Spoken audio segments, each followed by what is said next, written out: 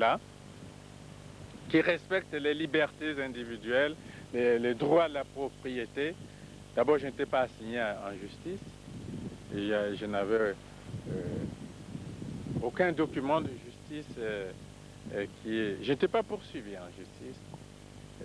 On ne m'avait signifié aucun délit. Donc j'étais dans mon lit. Alors on vient encercler ma maison avec des blindés, des fantassins, de nuit, pour m'assassiner. Et puis on déclare premièrement que c'était une opération de simple police. Deuxièmement, que c'est parce que j'avais organisé un coup d'État. Donc, étant endormi dans mon lit, j'organisais le coup d'État. Troisièmement, que c'était un complot international contre le pouvoir. C'était avec ma participation à cause du pétrole. Bon, vous voyez, quand on a entendu tout ça, et je ne vois pas comment on peut accorder du crédit à tout ce qui reste. Ici, le pouvoir a tenté de m'assassiner alors que nous venions de signer une déclaration d'engagement sous la médiation de Federico Mayor de l'UNESCO pour aller aux élections dans la paix. Et le pouvoir a voulu m'assassiner pour que je ne prenne pas part aux batailles électorales. D'ailleurs, le pouvoir lui-même n'était pas prêt à aller aux élections. Et puis, il y a eu la guerre, vous n'êtes pas mort, mais beaucoup de vos compatriotes sont morts. Il y a eu la médiation de Bernard Kolela, et puis Libreville. Comment est-ce que tout cela n'a pas encore abouti? Veuillez nous en faire un petit récit. Oui, bon, il y a eu la guerre, hélas, parce que ici, il fallait soit se rendre, soit se laisser assassiner, soit se défendre. Et nous avions choisi de nous défendre. Parce que nous étions dans le cas de la légitime défense. Et nous avons choisi de nous défendre. Nous avons cherché un point de désengagement. Puisque nous étions encerclés, il fallait bien sortir d'ici. Et nous avons trouvé ce point. Et puis, une fois à l'extérieur de cette propriété, avec nos partisans, oui, nous avons décidé d'attaquer les casernements du pouvoir à côté et qui menaçaient notre sécurité. Et c'est dans ces camps que nous avons pris les armes, quelques-unes lourdes, puisqu'il y a quelques blindés qui marchent et qui nous permettent de nous défendre aujourd'hui. Bon, puisque le pouvoir n'a pas réussi son forfait tout de suite, bon, il a décidé donc, avec les orgues de Staline, des canons de 122 et d'autres, Chilika, de détruire les quartiers nord de Brazzaville. Je prends à témoin tous les diplomates qui sont allés au palais chez le président Lissouba pendant la guerre. Je ne donne pas leur nom, mais ces diplomates se reconnaissent.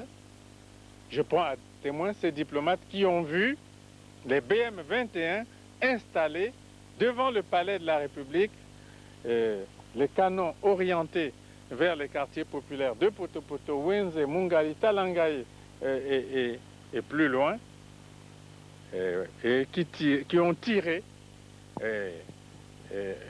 pêle-mêle dans les quartiers populaires, causant les dégâts matériels que vous voyez et donnant la mort à des milliers et des milliers de nos compatriotes. Des dizaines de milliers sont sans abri, sont sur toutes les routes, et le 5 août prochain, nous serons à 2 mois de cette guerre et le pouvoir de Lissouba est indifférent devant tous ces désastres. Mais face à ces désastres-là et aussi à la demande de la communauté internationale, de la médiation nationale aussi, nous avons accepté le principe du cessez-le-feu pour une négociation politique. Nous insistons sur le principe de la négociation politique parce que le président Lissouba est en fin de mandat. Les élections présidentielles qui devaient avoir lieu pour le premier tour le 27 juillet dernier n'ont pas eu lieu. Donc, nous allons vers la fin du mandat du président Lissouba sans élection. Et il est en fin de mandat. L'espèce de conseil constitutionnel qu'ils ont mis en place à la hâte pour les manipulations politiciennes que vous observez, déclaré que le président Lissouba pourrait rester au pouvoir jusqu'à la tenue d'élections présidentielles au Congo. Et donc le Congo, c'est un pays détruit. Nous sommes aujourd'hui sans armée, sans police, sans administration, sans industrie, sans commerce, sans banque. Enfin, l'État n'existe plus.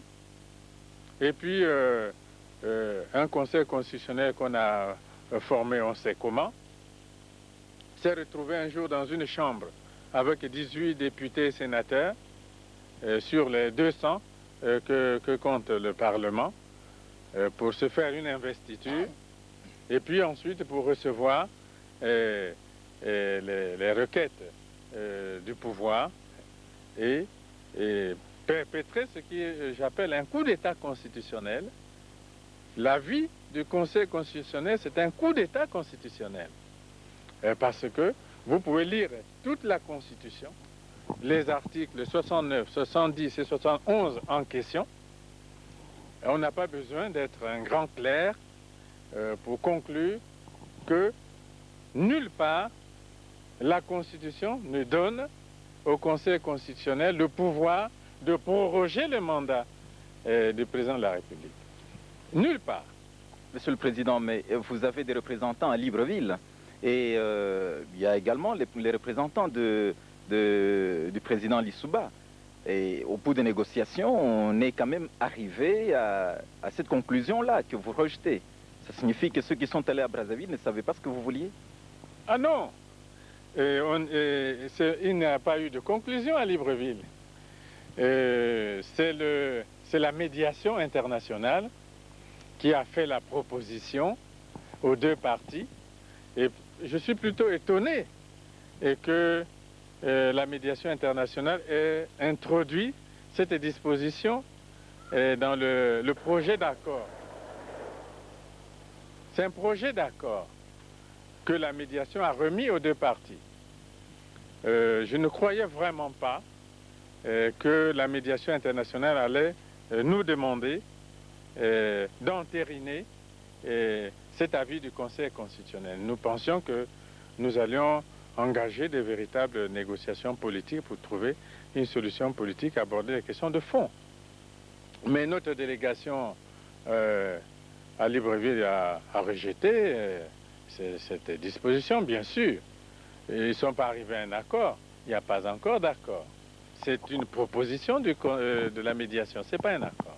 Et quelle est la solution que vous préconisez qui soit en mesure d'arrêter cette crise? Parce qu'elle est dure et elle est dangereuse. Oui, elle est dangereuse. Elle a mis le pays à mal, c'est évident. Mais raison de plus pour que l'on trouve des solutions durables. Raison de plus pour qu'on trouve les solutions durables. À certains de vos confrères, j'ai dit que je ne voulais pas au micro comme ça donner des solutions. J'ai ma délégation à Libreville. Je pense qu'elle doit continuer la négociation. Je suis persuadé que la médiation internationale comprendra et que le Conseil constitutionnel n'avait pas le pouvoir de décider. D'ailleurs, la décision a été prise quelques 24 heures avant le départ des délégations à Libreville, comme pour piéger la négociation, pour saboter la négociation. Nous savions. Mais nous pensons que à Libreville, il va s'engager une négociation politique. Et là, on constatera que le président Lissouba en fin de mandat, que la Constitution ne prévoit en réalité pas le cas de figure qui nous concerne en ce moment. La Constitution ne prévoit pas qu'un président pourrait rester 5 ans sans organiser les élections. Qu'on arrive à la fin de son mandat, les élections ne sont pas organisées. Les articles qu'on mentionne dans la Constitution, notamment l'article 69, il ne s'applique qu'au cas où les élections sont organisées et que pendant que se déroulent les élections, tel et tel candidat vient à connaître telle ou telle difficulté. C'est que les élections sont organisées. Ici, il n'y a pas d'élection organisée et la Constitution ne prévoit pas ce cas de figure. Voilà pourquoi nous disons qu'il faut discuter, aller vers des solutions politiques plus en profondeur. Et nous pensons que face au désastre dans le pays, pour rechercher la paix véritable, la réconciliation nationale, apaiser les tensions, il faut passer par une période de transition, et avec un gouvernement de salut public. Et c'est vraiment le salut public. Le salut public, il s'agit dans ce pays. Et pendant une période à convenir, ce gouvernement qui serait entièrement responsable pendant cette période de transition créerait les conditions d'élections dans la paix, élections crédibles et justes, et avec le soutien de la communauté internationale. Voilà, dans les grandes lignes, nos idées, mais ce n'est pas la négociation ici. Merci, Monsieur le Président, mais je voudrais passer à une autre série de questions, Oui. Cette fois militaires et opérationnelles. De l'autre côté, on dit que vous avez, pour soutenir la guerre contre les sympathisants du président Lissouba, vous avez eu recours aux éléments de phase qui se sont exilés ici dans votre pays au moment où entraient les troupes de l'AFDEL conduites par le président Laurent Désiré Kabila. Qu'est-ce que vous avez à dire là-dessus? Certainement qu'il y a eu de la désinformation comme ça. Est-ce qu'il y a des personnes qui se sont laissées prendre à un tel piège, telle manipulation? On n'aura pas du mal à corriger cela. Parce que nous sommes un même peuple. Kinshasa-Brazzaville, c'est une même ville. Et il y a des dizaines de milliers de Congolais de Kinshasa qui sont à Brazzaville, à Pointe-Noire, partout à l'intérieur. Donc on peut vérifier. D'abord, on peut vérifier. Les gens peuvent venir ici pour vérifier ce que vous dites. Mais pour vous répondre directement, on peut quand même reconnaître que s'il y a des phases, des ex-phases qui sont arrivées à Brazzaville, et ils sont arrivés ici avant la guerre, et ils ont été reçus par le pouvoir. Ils ont été reçus par le pouvoir. Tout le monde le sait, les généraux, je ne sais pas, d'autres gens ont été reçus par le pouvoir, installés dans les hôtels ici, jusqu'à Pointe-Noire, et même dans des établissements publics. Et ils ont été reçus par le pouvoir. Et c'est le pouvoir qui sait là où il les a installés. Et c'est la même chose pour les réfugiés rwandais qui sont passés par le nord. On dit qu'il y en a qui sont à Lukolela, d'autres sont aux environs de Brazzaville ici. Ils sont effectivement dans la zone que nous contrôlons, vers Bilolo, mais ils ont été reçus par le pouvoir et installés là. Les institutions internationales le savent. Et donc, il est possible que le pouvoir ait procédé à une telle manipulation pour induire en erreur nos frères dirigeants à Kinshasa. Mais cela ne résistera même pas une journée. Il suffit que les autorités de Kinshasa obtiennent des officiels ici, qu'ils viennent ici. La zone que nous contrôlons est ouverte. Elle est ouverte.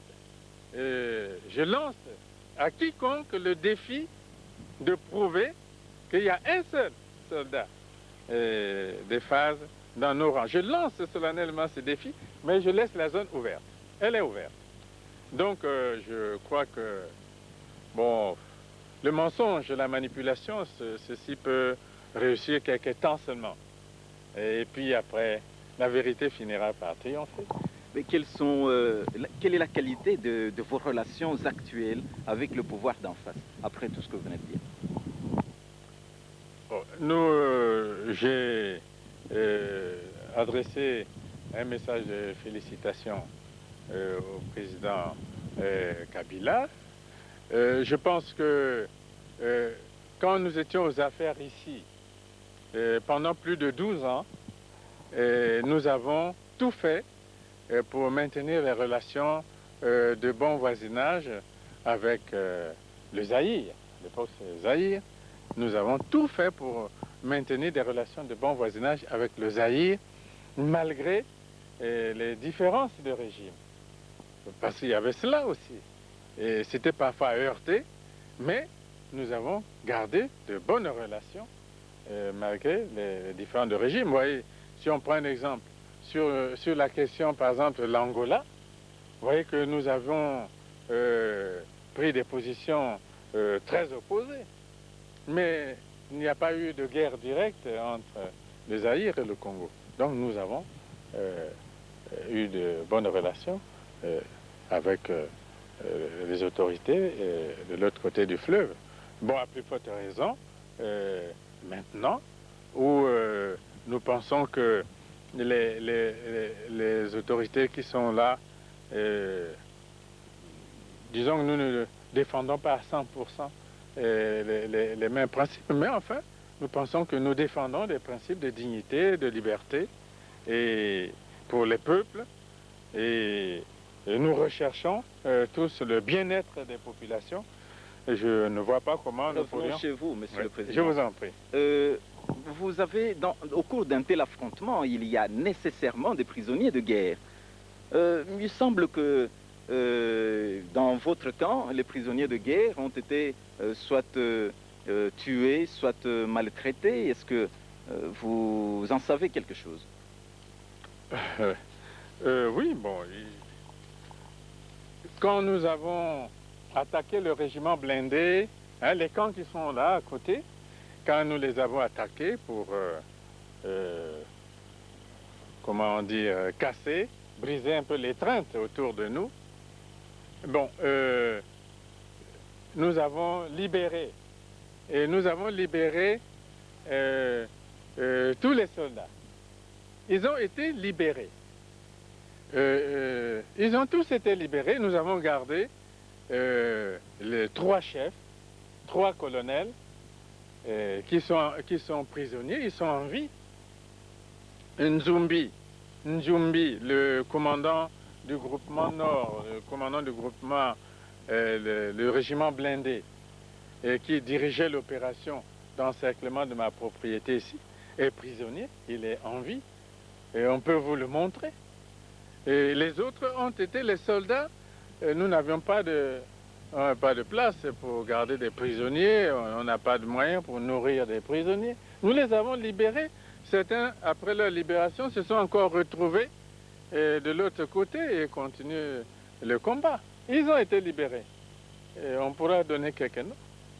Monsieur le Président, on a dans beaucoup de milieux du Nord ici, on parle d'une opération militaire appelée Aigle 2, qui avait une mission dont les manifestations se sont traduites par les événements qu'on déplore aujourd'hui. Est-ce que vous en étiez au courant? Et si vous en étiez au courant, quelles dispositions est-ce que vous aviez prises pour qu'elles n'aboutissent pas? Bon, plusieurs opérations ont été montées pendant que nous étions non par le pouvoir. Bon, Aigle 2, je crois que c'est après Aigle 1. Aigle 1, c'était les bombardements de Bakongo Makelekele. Aigle 2, c'est les bombardements actuels des quartiers nord de Brazzaville. C'est comme si tout ceci était programmé. Bon, les dispositions que nous avions prises, c'était celles de l'autodéfense. C'était les dispositions de l'autodéfense parce que... vous n'allez pas y revenir, vous en avez déjà parlé. Voilà. Eh bien, un petit mot pour conclure, parce que nous n'avons plus de temps et nous arrivons à la fin de notre émission. Bon, pour conclure, nous devons simplement dire que en 90, 91, 92, nous étions aux affaires et nous avons engagé le processus de démocratisation dans la paix, comme je vous l'ai dit. Et nous n'avions pas eu tort de nous comporter ainsi. Je peux quand même vous dire que ce n'était pas le plus facile. Vous savez dans quelle ambiance se sont déroulées les conférences nationales. Celle de Brazzaville était des plus dures. Pendant 3 mois, nous avons permis ici un débat très heurté, pour l'essentiel contre nous, et nous avons permis que le processus de démocratisation s'engage dans la paix. Et je suis au regret de constater que 5 ans après, ce processus soit dans l'impasse. Et nous allons tout mettre en œuvre pour le relancer ce processus de démocratisation dans la paix et l'unité de notre peuple. Et nous remercions, Monsieur le Président. Merci. Je vous remercie.